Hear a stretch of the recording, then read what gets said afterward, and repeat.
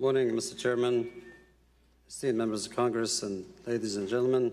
February 10, 2015, that was the day our lives changed forever when my two daughters, Yusr and Razan, and my son-in-law, Dia, were shot to death execution style in Yusr and Dia's home in Chapel Hill. When we arrived at the scene, yellow tape and flashing lights froze the blood in our veins. We had waited almost 6 hours before police officers confirmed that Dia, Yusr, and Razan had all been shot to death. In a desperate attempt to make it bearable, an officer whispered, and I quote, "They didn't suffer, it was swift, it was one shot to the back of the head." Well, his statement did not make it any more bearable, and nothing did. News about their deaths spread all over the internet and media over the globe, but we never heard in the media that the murderer hated them. Trouble began when this man observed my two daughters appearing on the scene, adorned with their hijabs. I remember my Yusr telling me that this condescending man told her he hated how she looked and dressed. He made it very clear to my children that they were not welcome in their own neighborhood.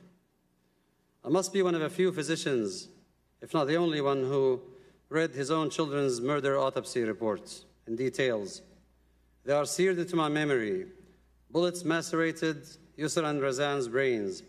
Dia took many bullets to the arms and chest before he fell down to the ground, and after that, the murderer saw that he was still breathing and shot him again in the mouth. The last time we saw them in their coffins, Yusr's forehead was bulging and her hazel eyes had turned gray and lifeless. What was once Razan's warm and smiling face filled with life was now lifeless, stone cold and deadly pale. Dia's face lacked expression and he had a broken tooth from that final shot to the mouth. Thank you for giving me this opportunity to testify before you, but I want you to remember more than their deaths. I want you to know who they were and what we have lost. Yusr was a vibrant 21-year-old woman who always found ways to give to others in every aspect of her life, from volunteering at a dental clinic for Syrian refugees in Turkey to feeding the homeless in downtown Raleigh and building houses for Habitat for Humanity. She graduated from NC State University and was accepted at UNC School of Dentistry to be with the love of her life, Dia. Razan was 19 years old and was so full of life. She was a gentle soul, generous giver, talented artist, a photographer. Razan was a freshman at NC State University's School of Design and aspired to be an architect.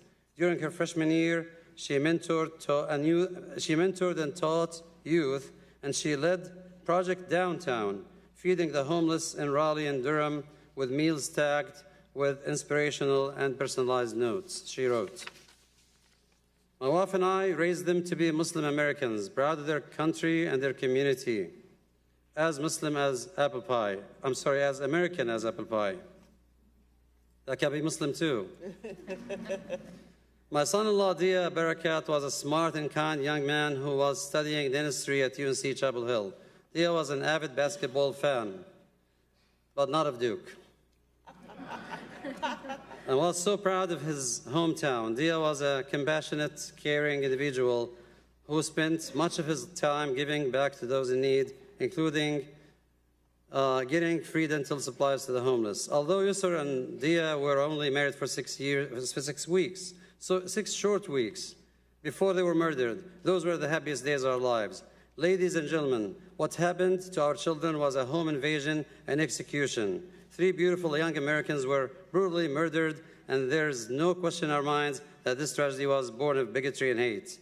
This has happened on too many occasions. Families like mine, regular Americans living regular lives, are left without hope that justice will truly be served.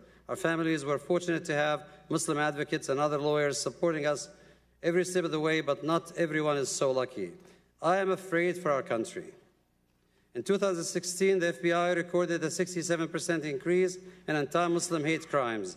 And just weeks ago, a young man in Indiana was shot in the back of the head by a man shouting anti-Muslim slurs.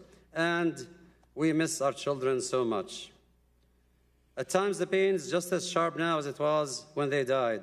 And I ask you, I truly plead to you, not to let another American family go through this because our government would not act to protect all Americans. Please remember them, Yusr, Dia, and Razan. They are my children, and they are gone. I'm happy to take questions afterwards.